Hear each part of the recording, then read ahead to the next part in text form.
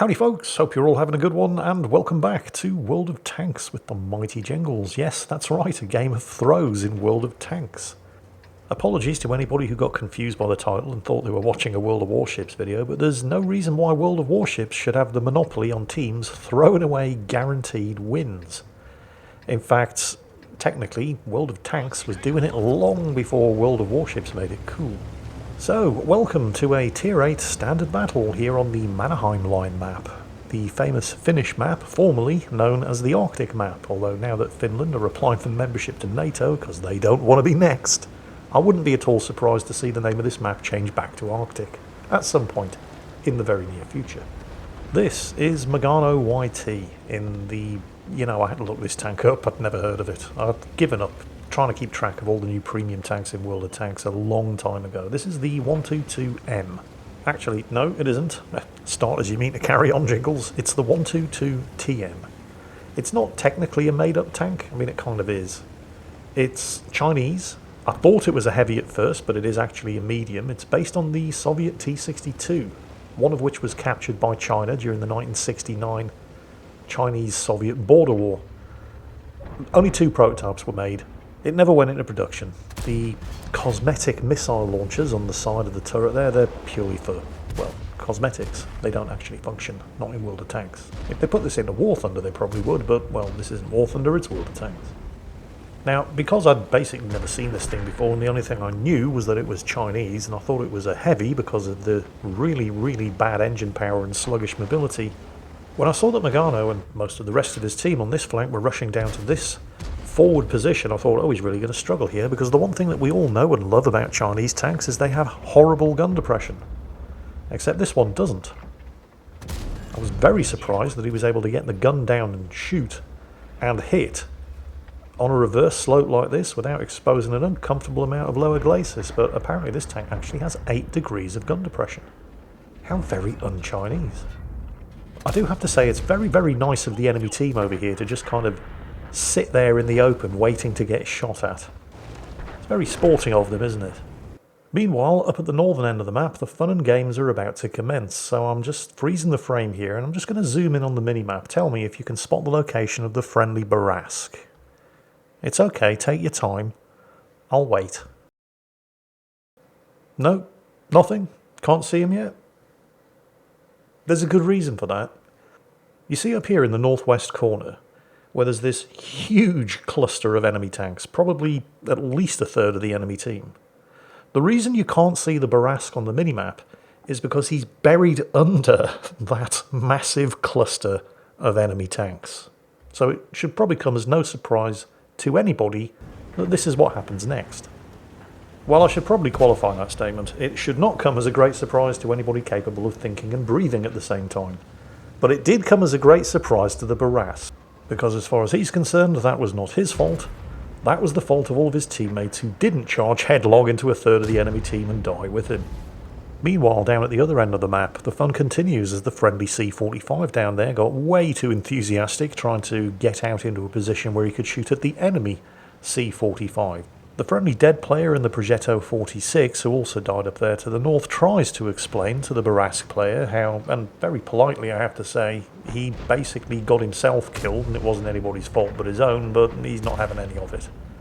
No, in the Barask's mind, he was the hero, everybody else are just cowards. So while that conversation continues, Megano has realised that somebody is going to need to get back there and defend the base.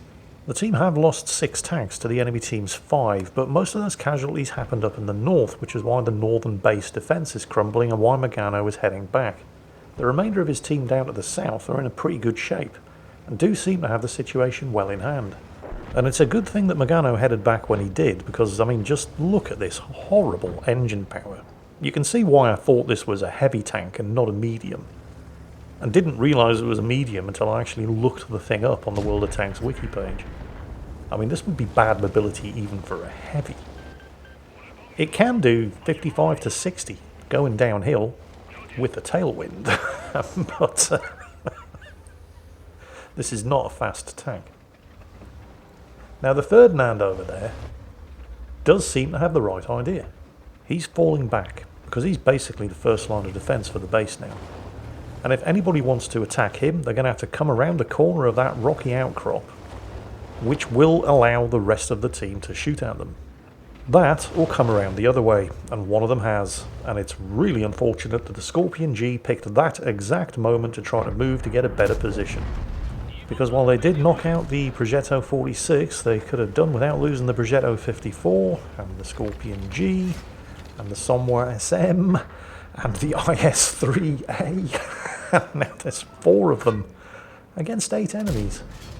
And all of the tanks that they've just lost were the ones that, well, with the exception of the Scorpion G, the ones that were winning down on the southern end of the map. And now the only survivor down there is the ELC Even 90, hiding around a corner, hoping that nobody notices him. Guess what? Request denied. So, 3 against 8. There is a brief reprieve here, however.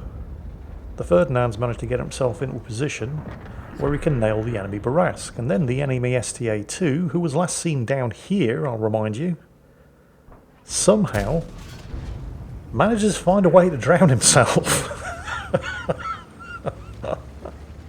So things are looking up. I mean, they're still outnumbered 2-1, but I've seen teams come back from worse odds. And then, for reasons known only to himself, the Ferdinand, who looked earlier as if he knew what he was doing, suffers from a sudden and inexplicable rush of shit to the brain. Instead of staying on this side of the rock, where Magano and the VK can support him, where they can spot anybody trying to sneak up on him from the other side, and shoot them, he decides he's going to take on 2 enemy tanks by himself. Although, to be fair, he did pick the right time to go and suicide, since there's nothing that either Magano or the VK can do to help him, and he is going to take one of them with him. But since neither of them can now help the Ferdinand, this is the perfect opportunity for them to turn around and deal with the sudden threat that's emerged to their rear. And the Ferdinand has at least killed the Super Pershing, but he was being optimistic in the extreme if he thought he was going to kill the Super Pershing and a full health Progetto 46 by himself. So now it's 2 against 5. You could argue that, hell, at least the Ferdinand made a successful trade, and he did. But when you're down 2 kills, you're not going to win by making successful trades. And while it was extremely generous of the enemy Scorpion G to help out by throwing himself to his doom off a cliff like the STA-2, who conveniently drowned himself earlier, you can't rely on that kind of generosity to carry the match. At some point, you're going to have to start killing enemy tanks yourselves rather than just waiting for them to do it for you. Thanks to the generosity of the enemy Scorpion G, however, they are now once again only outnumbered 2-1. With enemy tanks both in front of and behind them. And it's here where the throw begins, because all the Progetto 46 had to do was stay in the cap circle. He was in the cap circle, accidentally, he was crossing through it, on the way to come over here and farm some more damage.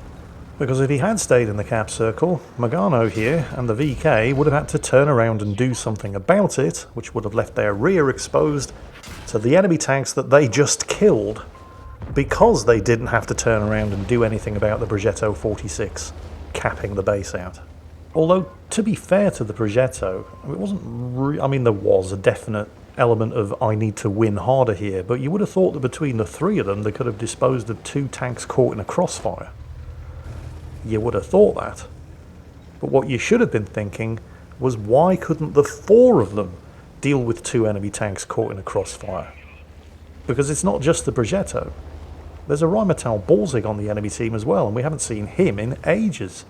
So the next question that I find myself asking is, where has the Borzig been for the last 5 minutes?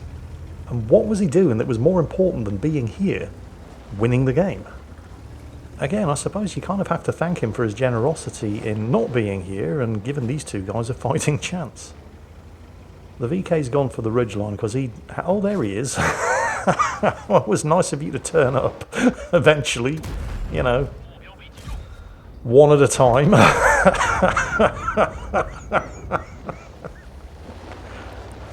Oh, I've got nothing.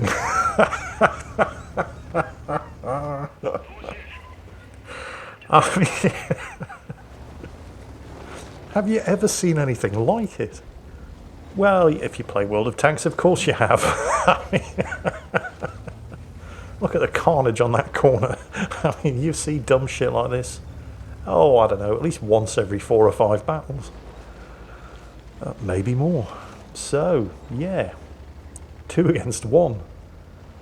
The Progetto 46 got his damage farming in, but it cost him a lot of health. The VK's covering the ridge, went up there originally because he had the best gun depression. Magano heading up to join him, strength in numbers and all that, and very, very wisely, because he doesn't need to watch in front of him, the VK's doing that. He's watching to the rear in case the Progetto's trying to sneak around, which would be a good move. But he wasn't. He's not capping. Magano hasn't been spotted, so he's not even watching the base. What the hell is the Progetto doing? Try to put yourself in the Progetto situation. He doesn't have a lot of health. He's in fact a one-shot kill for either of these 2 tanks, but he's in an actual medium, not a clumsy heavy tank masquerading as a medium like the 122 TM here. Definitely not like the VK. He's got way better stealth and way better mobility.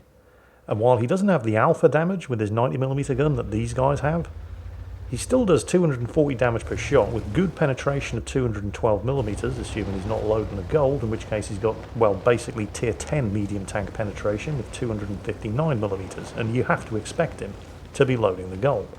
In fact, he is loading the gold, you can see on the damage log.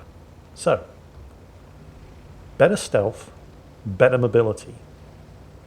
In his situation, you'd be falling back, hiding behind a bush, spotting the first tank that comes into line of fire, pulling back from the bush so they won't see you when you fire, pumping 2 quick shots into them because you have an autoloader, and then backing off before they can return fire.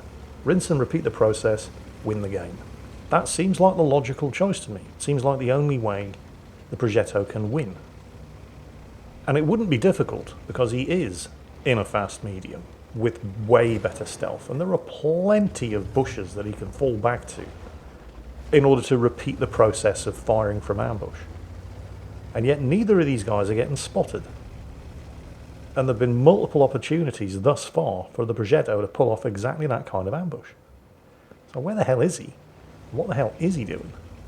Is he perhaps waiting for these 2 to get so far from their base that he can sneak in there and win by capping before they can get back and do anything about it? Because, I mean, you know, neither of these are fast tanks. Well, it's possible. It would be extremely stupid, because the only way he would know that they were far enough away for him to be able to cap successfully would be to spot them, and they would know when they got spotted. And he left it so late that they were close enough to his base to be able to get in there. There's 2 of them, and 2 tanks cap twice as quickly as 1. So it's possible that he's doing that, but it wouldn't be a very good idea. Of course, he just could be hiding in the corner of the map trying to force a draw and waiting for the timer to run down. Or he could be stuck somewhere. I mean, I've seen that happen as well. But he is in fact trying to set up an ambush. And it might have worked if he'd remembered to pull back 5 meters from the bush when he fired at the VK, so the VK didn't spot him for Magano, who, let's face it, by sheer luck was in exactly the right spot to get the killing blow. Also, I have to admit, that's a really weird choice of ambush position. I mean, I want to say hats off to the Progetto for at least making a fight of it and realising that he needed to fight from ambush in order to win. But that is a really, really weird ambush position. That may have been him actually trying to hide in the corner of the map and force a draw. Because if you wanted to fight from ambush, there have been at least 5 better opportunities where he could have done exactly that and killed either Magano or the VK on Magano's way to this point. That was either the Progetto completely failing at hiding and trying to force a draw, or it was the Progetto failing equally dismally at conducting a successful ambush. Either way, whatever he was trying to do, he failed. Well done to Magano, who honestly I think deserved better than a second-class mastery. And also, obviously, the VK, some great teamwork there between the 2 of them towards the end of that match, and turning around what looked like a certain defeat. Although it does have to be said that if there is one thing that the last 10 to 15 years of online multiplayer gaming should have taught us by now, it's that there is no such thing as a guaranteed foolproof win. Anytime you think you're cruising towards a foolproof win, that's just when you found out that RNGesus has dealt you a team full of new, improved fools. Hope you've enjoyed today's video, folks. As always, Take care, stay safe, and I'll catch you next time.